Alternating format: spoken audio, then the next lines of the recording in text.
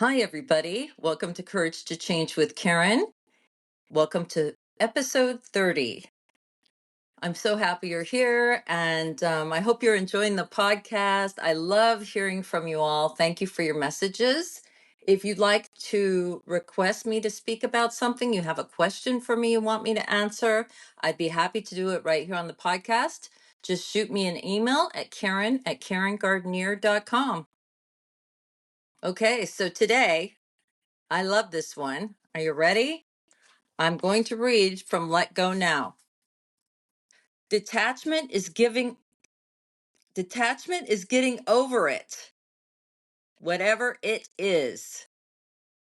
Okay? I love it. Detachment is getting over it. It is in quotes. Whatever it is. The insanity of hanging on to those situations or recollections that disturbed our well-being, sometimes of occurrences had happened years ago. Thinking that if we just figure them out, we can change the people or the outcome is far too familiar. I speak from experience. How often I have let the behavior of others take control of my emotions and my actions.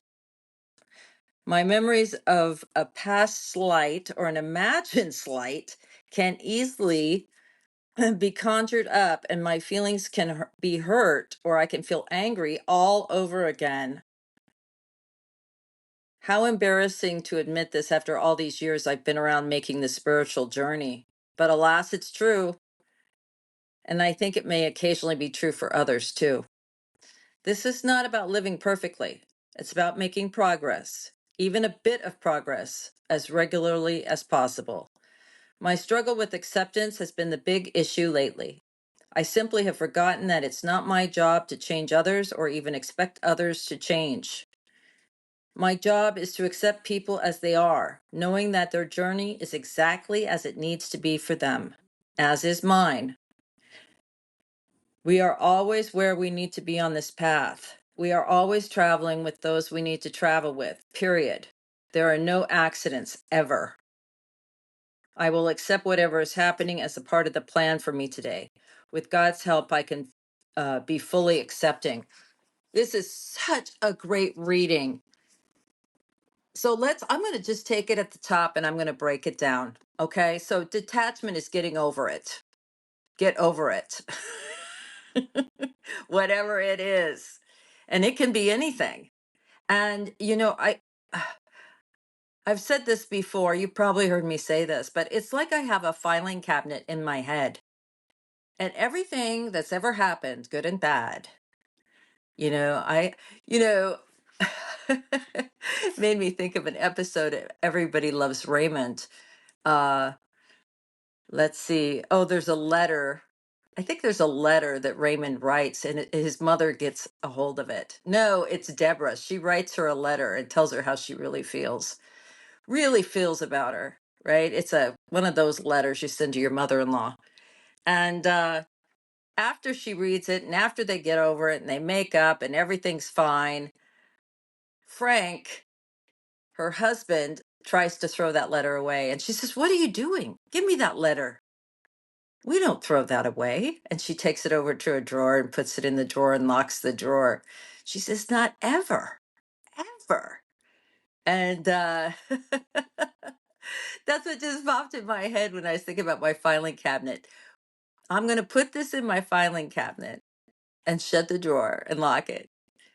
We're not ever, ever throwing that away, right? I might need that at a later time. And I don't even know I'm doing that. But as soon as somebody says something and it hurts my feelings, man, that filing drawer comes flying open and everything they've ever done to me comes out. It's so hard to get over it. We say we get over it. I say I get over it, but it's there. We don't ever throw that away. And, that is the insanity of it. The insanity of hanging on to those situations or recollections that disturbed our well being, sometimes of occurrences that happened years ago. Thinking that if we just figure them out, we can change the people or the outcome is far too familiar.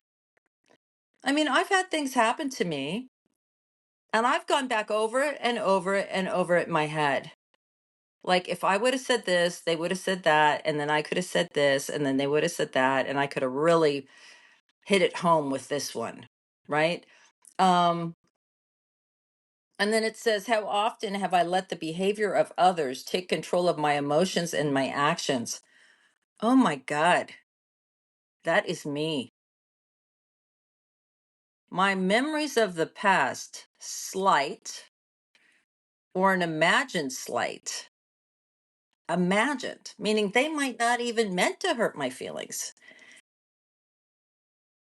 Those things can conjure up all sorts of feelings in me, and I can feel the hurt and the anger just like it happened again.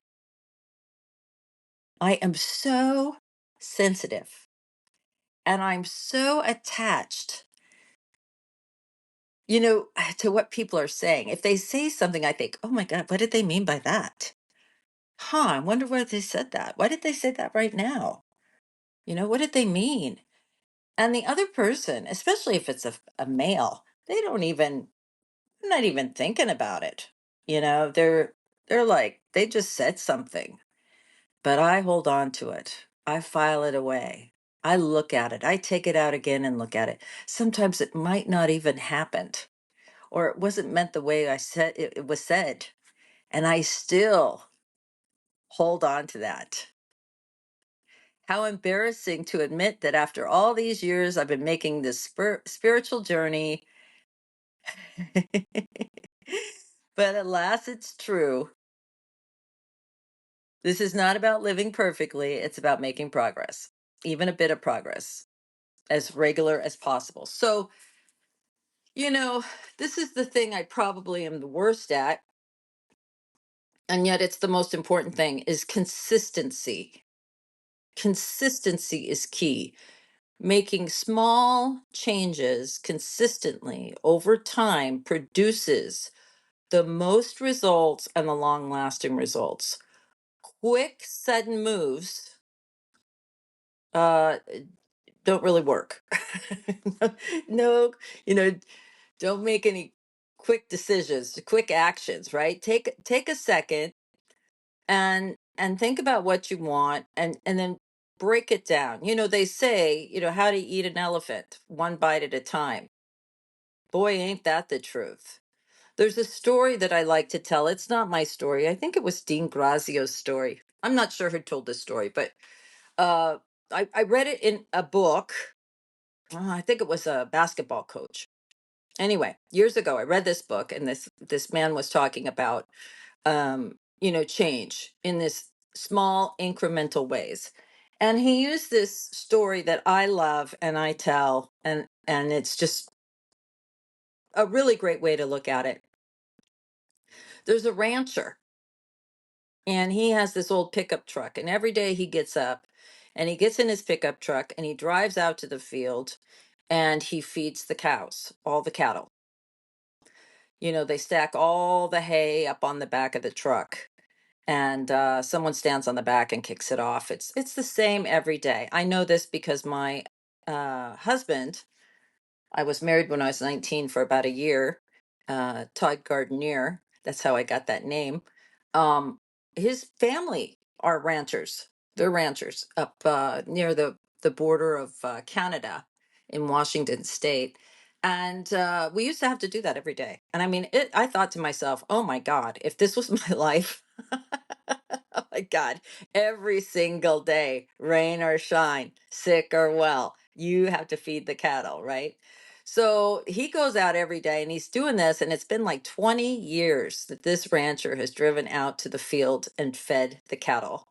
And what's happened is the wheels of the truck have started to create grooves in the dirt, ruts in the pasture. And so now he's driving along in these ruts and he can almost, they're so deep and so so set that he doesn't even have to turn the wheel, right? He just presses the gas and the car goes and it stays in those little ruts of the tires. And one day, uh, because of the weather, something happened to the area the cattle were in. They had to move them to another pasture. And so he knew this was going to happen, and he thought, okay, I better drive over there, and I better see where these cattle are going, make sure I can get over there in the truck and feed the cattle every day. So he decides to take a little trip over where they're going to move the cattle, and he can't get out of the ruts. He turns the wheel, goes left, goes right. They are stuck in these ruts that have been created over 20, 25 years. And so he decides, oh gosh, I better do something. And he's turning it hard one way and turning it hard the other way. And pretty soon he decides, okay, there's only one way I'm going to be able to do this. And so the next morning he drives out to feed the cows, and he just turns the wheel to the right 1 degree. And then the next day he drives out and he turns the wheel. And of course, it easily goes the 1 degree. So he turns it 1 degree more. And every day he turned it 1 degree. And in 180 days, he was turned completely around, facing the other direction. And he could do that if he just moved the tire in that big, huge rut 1 degree, 1 degree. And I think that's what they're talking about here. You don't get into recovery or any kind of spiritual practice and go from zero to hero. You just don't get it and ba-ba! It's more like an onion peeling. You come into recovery and the outer layer comes off, the crusty, crunchy brown skin of the onion, and you pull that off. And then the next time you're coming, you're learning, you're growing, you think, oh, this is great. And another layer comes off. And then another layer, right? So it's an organic process, recovery. And there's another thing I want to bring up here. If you study at all any kind of vibrational, uh, if you've ever heard Abraham speak, Jerry and Esther Hicks, if you've ever listened to these kind of people talk about, Dave Grayson, and just a lot of people who talk about our vibration and uh, our frequency in the universe, and it's a very interesting universal way to look at things. And Esther Hicks created this list of feelings from worst to best. And she says a lot of people try to start identify their feeling, and they're at the bottom. They feel like crap, right? They feel bad. They're disappointed, they're discouraged, they're whatever it is. They're sad, they're mad. They're in one of those low vibration emotions. And she says they try to jump to the top. They try to just go from, okay, here I am at the bottom of these emotional vibrating feelings, right? They're just low vibrational. And I'm going to read this book. I'm going to listen to this podcast. And I am going to, as soon as it's over, I'm going to be in one of the top 3 emotions: ecstasy, joy, abundance, whatever. And she says, that it doesn't work like that. Very rarely does it work like that. You have to, wherever you're at on that scale, just attempt to get a couple levels higher. Just a couple, right? And every day, reach for a higher vibrational level of feeling, right? Just a little bit every day. It goes right along with the story of the rancher. If he tried to turn his wheel hard, he couldn't get out of that rut, but 1 degree every day. And so those emotions are so fantastic that she lists this whole list of feelings, because you can see that you can go from complete despair, and you can maybe jump up to frustrated, which is a higher vibrational than, discouraged and desperate. And then maybe tomorrow, you start at frustration and you jump to, gratitude, right? It's a movement in the right direction. So that's what I wanted to tell you. Okay, let's go back to the reading. I get off track. I'm sorry about that. Um my struggle with acceptance has been a big issue. I simply have forgotten that it's not my job to change others or to expect others to change. That's the part that got me. I get it. I get it. I cannot change anybody else. I cannot change others. Get it. Got it. However, it's not my job to even expect them to change. What? I can't even expect someone to change? I know I can't change them, but can I wait around and be discouraged and disappointed that they're not doing it yet? Can I stop my life and say, "Oh my God, they need to do this, they need to do that"? No, my job is to accept people as they are, faults and all, even our kids, even our spouses, even our parents. My job is to accept people as they are, knowing that their journey is exactly as it needs to be for them. That is so hard, because when you love someone so much, you know what their journey is supposed to be. You know what it's supposed to be, especially if you're their parent. You know what it's supposed to be. You've imagined it. You've dreamed about it before they were even born. And to come to some kind of acceptance that if they're miserable and unhappy and living on the street, that's exactly the way it's supposed to be for them, is very hard, right? It's not even very, very hard. I don't even think there's a word to describe what it is. It's it's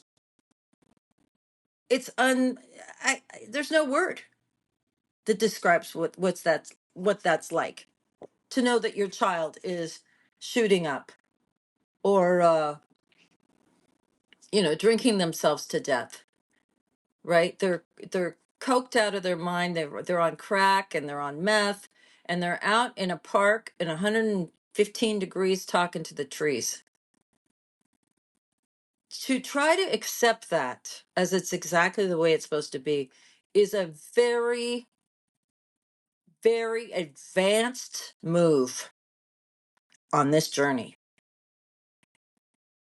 I have I have gotten there. I realize I got no control, and I got no right to even think I know what they should do. And it's been hard. And I got to tell you that it has taken me some grieving. I have grieved. I have not grieved. I've grieved what I thought should happen. I've grieved the way I thought it should be. And what that means by grieving, all of you know what it's like to lose someone. And when you grieve, like it's not going to be the same again, but it lightens up, right? Grief will lighten up on you, and then it comes back in a big crashing wave like the ocean.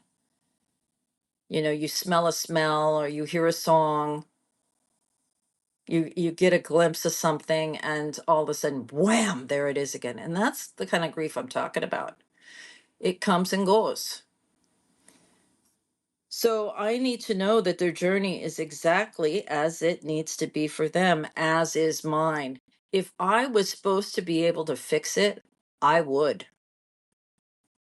The universe would have given me that capability. or the insight or the assumption or the coincidence, it would have already arrived. Now, I'm not saying it's not coming, but if I was supposed to do something different, I would have. And I can pretty much guarantee if you're on here right now, if you could have done something different, you would have. You did exactly what you were supposed to do.